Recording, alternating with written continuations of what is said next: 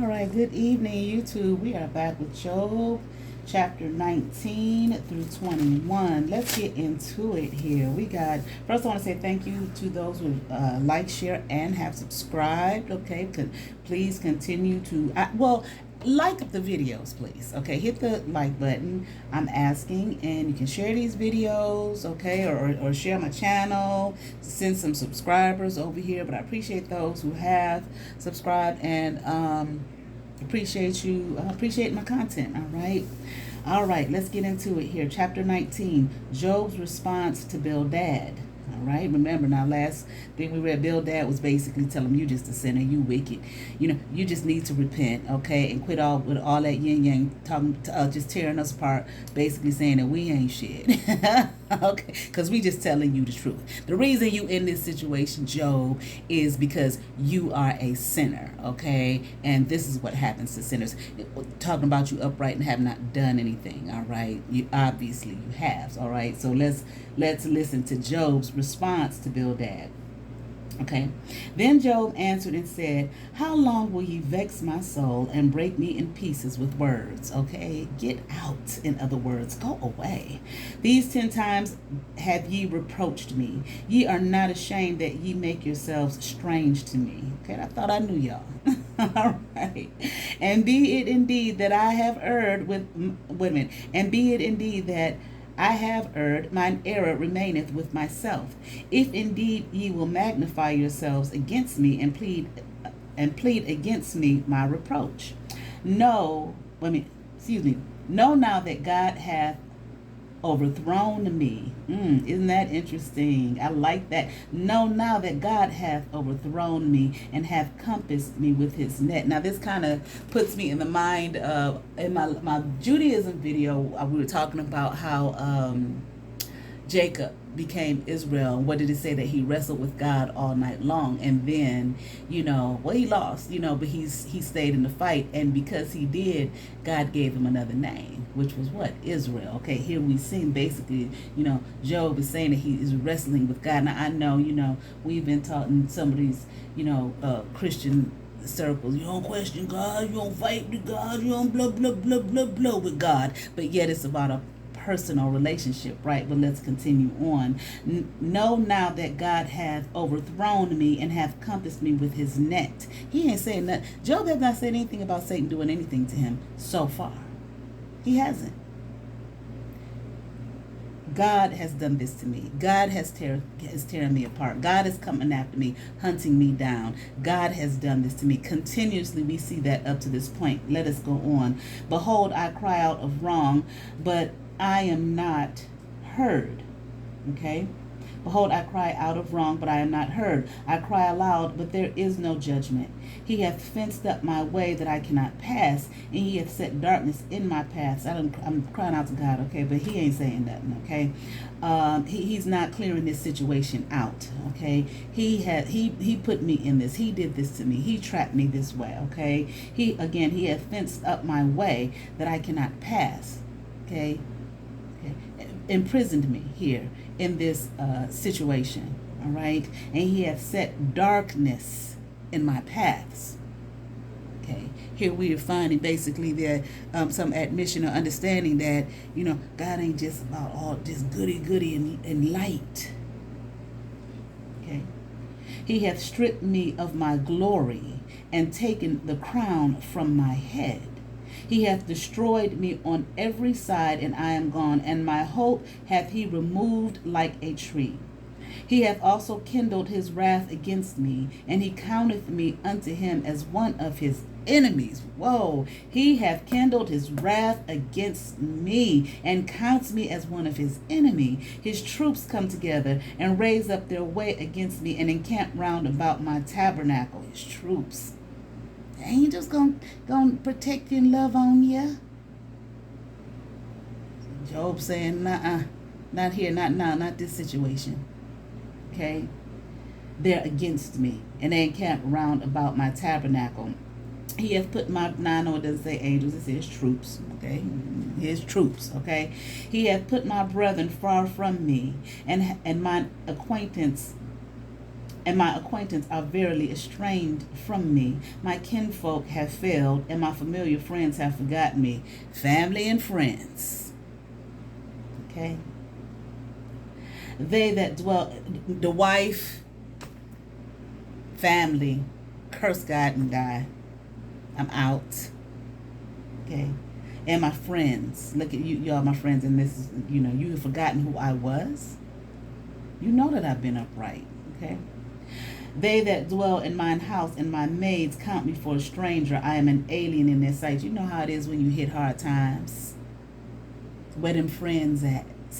Where's the family at? I don't know them. I don't know her. I don't know what happened to her. Well, that's her business. That's her. That's him. Okay. I called my servant and he gave me no answer. I entreated him with my mouth. Servant looking like, bruh, please. You calling me, look at you, please. All right. My breath is strange to my wife, though I entreated for the children's sake of mine own body. Okay.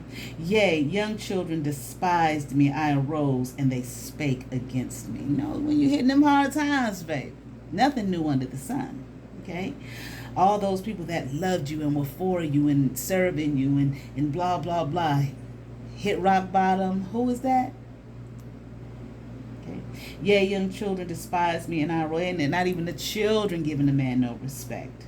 Okay, and they spoke against him. All my inward friends abhorred me, and they whom I loved are turned against me. My bone cleaveth to my skin and to my flesh, and I am escaped with the skin of my teeth. Here I am. Look at my sickness and my ailment. Okay, you see it. It's not just something within. You see it without. All right. Have pity upon me. Have pity upon me, O ye my friends, for the hand of God hath touched me. Have some mercy here. Have some pity on me. Comfort me. Okay, friends. Okay, God's hand hath touched me. All right, let's just see now. Why do ye persecute me as God, and are not satisfied with my flesh? Oh, that my words were now written. Oh, that they were printed in a book, that they were graven with an iron pen and lead in the rock forever. Okay, folks need to see this and know. You know how people say I should write a book. All right, about my situation. All right. For I know that my Redeemer liveth, and that he shall stand at the latter day upon the earth. And though after my skin worms destroy this body, yet in my flesh I see God, whom I shall see for myself, and mine eyes shall behold, and not another. Though my reins be consumed within me. But ye should say, why persecute we him, seeing the root of the matter is found in me? Y'all should really say, with everything that I'm going through and what you see right now, that really you should ask yourselves, why should we persecute this man? Why should we say these things to him? Okay, why should we tear him down any further than he already is? How people do. All right. Be ye afraid of the sword, for wrath bringeth the punishment of the sword, that ye may know there is judgment. Zophar's second speech, chapter 20. Then answered Zophar the Naamathite and said, therefore do my thoughts cause me to answer, and for this I make haste. I've been thinking, Job. I have heard the check of my reproach. You done checked me. And the spirit of my understanding causeth me to answer, but I'm about to answer you. Knowest thou not this of old, since man was placed upon earth, that the triumphing of the wicked is short, and the joy of the hypocrite but for a moment? Okay? Don't you know this, Job? Okay. The wicked, their triumph and victory is short. The joy of the hypocrite is short-lived. It's just for a moment. Though his excellency mount up to the heavens, and his head reach unto the clouds, yet shall he perish forever like his own dung. They which have seen him shall say, where is he? He shall fly away as a dream, and shall not be found. Yea, he shall be chased away as a vision of the night. The eye also which saw him shall see him no more, neither shall his place any more behold him. Okay? Okay. The wicked only got a little bit of time to triumph. Okay, the hypocrite, they only gonna have joy for a moment. Okay, then they're gonna be done away with, and nobody's gonna remember him. Isn't this what you're saying has happened to you? Okay.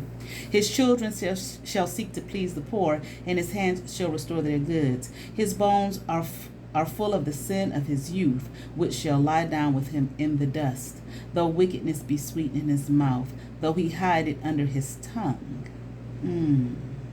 Though wickedness be sweet in his mouth, though he hide it under his tongue, his wickedness, he's hiding it, okay? His wickedness, is going to come across as sweet. Marvel not, for even Satan transforms himself as an angel of light. That's not in this chapter. It's in, later on in the book, in the Bible, the New Testament, all right? Speaking sweet words, but they're really bitter. Okay, though he spare it and forsake it not, but keep it still within his mouth, yet his meat in his bowels is turned. It is the gall of asps within him. Okay, no matter how sweet it sounds. Okay, it's still wicked, and it's within him. He is wicked to the core. He hath swallowed down riches, and he shall vomit them up again. God shall cast them out of his belly. He shall You're letting them know, Job, you wicked, you a hypocrite. Okay? He hath swallowed down riches, but he gonna vomit them up, the wicked. You may have some riches, you may have some joy, but you will vomit them up again. Okay? It won't be long lasting. Okay? God shall cast them out of his belly. You keep talking about God doing this to you. Okay, yeah, that's right. Okay? He shall suck the poison of asps. Let's see what asps are. 16. Cobras. Okay? I didn't know. He shall suck the poison of asps. The viper's tongue shall slay him. He shall not see the rivers, the floods, the brooks of honey and butter.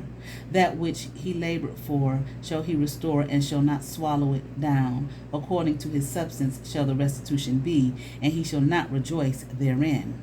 The wicked are going to suffer, basically, in other words. Because he hath oppressed and hath forsaken the poor, because he hath violently taken away a house which he buildeth not. Surely he shall not feel quietness in his belly. There will be no peace. The wicked won't have any peace. He shall not save of that which he desired. There shall none of his meat be left. Therefore shall no man look for his goods. In the fullness of his sufficiency, he shall be in straits. Every hand of the wicked shall come upon him. When he is about to fill his belly, God shall cast the fury of his wrath upon him, and shall rain it upon him while he is eating. He shall flee from the iron weapon, and the bow of steel shall strike him through. It is drawn and cometh out of the body. Yea, the glittering sword cometh out of his gall. Terrors are upon him. All darkness shall be hid in his secret places. A fire not blown shall consume him. It shall go ill with him that is left in his tabernacle. The heavens shall reveal his iniquity, and the earth shall rise up against him. Okay, you're going to be exposed, basically. The wicked is what he's saying here. Okay? All these things will happen to the wicked, and this is what's happening to you. The increase to Job is what he's saying. The increase of his house shall depart, and his goods shall flow away in the day of wrath. This is the portion of the wicked man from God, and the heritage appointed unto him by God. Yeah, you saying God has done all this to you? That's right, because you have been wicked, and now it's exposed for everyone to see. Job's response to Zophar chapter 21. But Job answered and said, Hear diligently my speech, and let this be your consolation.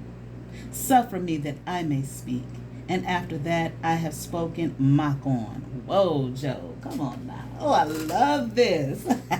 What did he say? Hear what I have to say, and let this be your consolation. Okay? Be quiet for a minute and let me speak. And when I'm done speaking, mock on. Go on. Oh my God, I love this. Okay? As for me, is my complaint to man, and if it were so, why should not my spirit be troubled? Mark me and be astonished, and lay your hand upon your mouth. Okay, shut up. Even when I remember, I am afraid, and trembling taketh hold on my flesh. Wherefore do the wicked live, become old, yea, are mighty in power?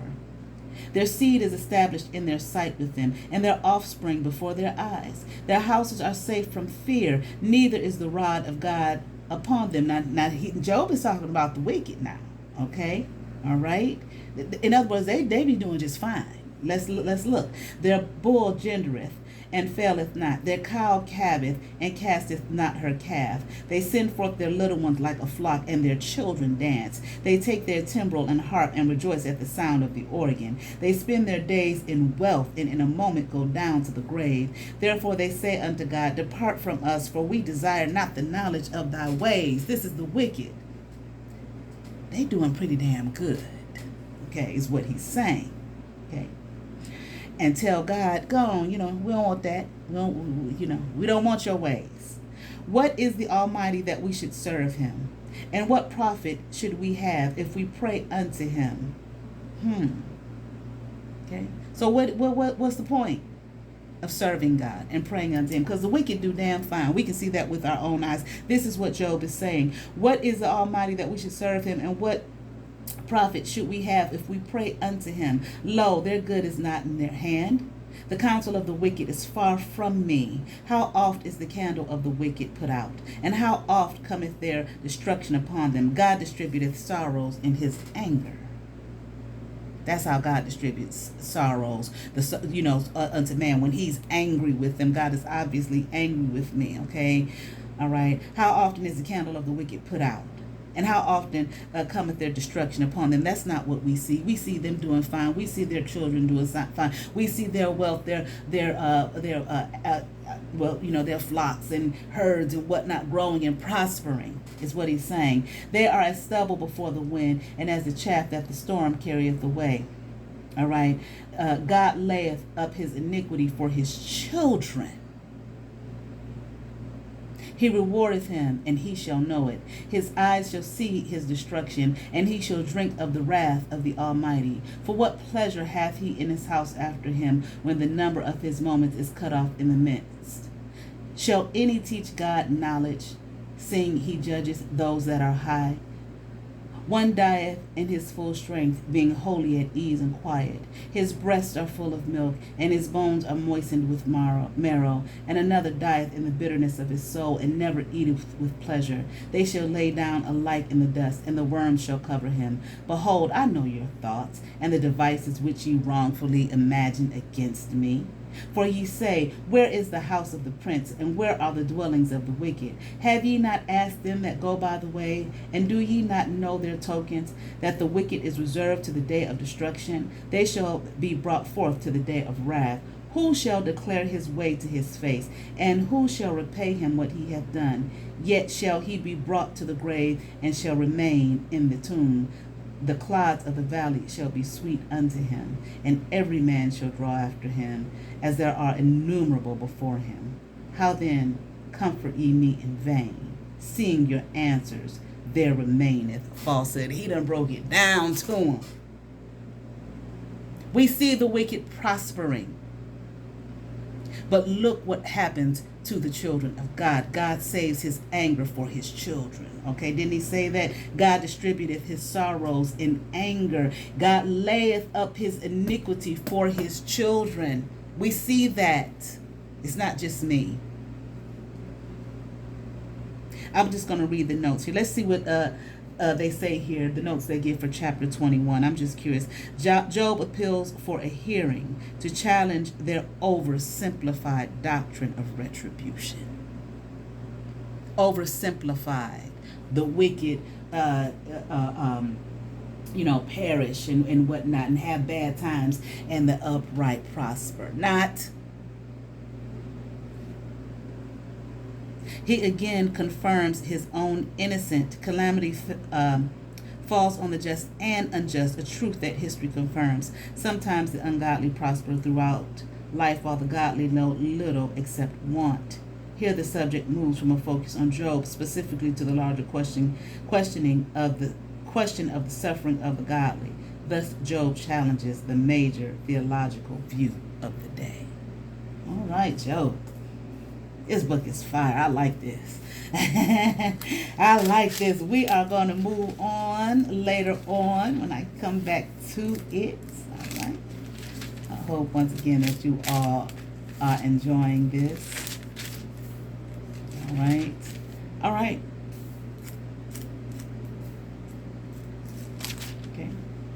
Well, we halfway through now. Okay?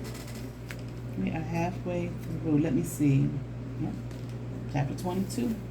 Got 20 more chapters to go. All right. Check me out on kenyattasintuition.com if you like a reading, a mediumship, couple of tools up there, my pendulums that I sell. All right. Or you can contact me at kenyattasintuition@yahoo.com. Y'all be blessed. Peace.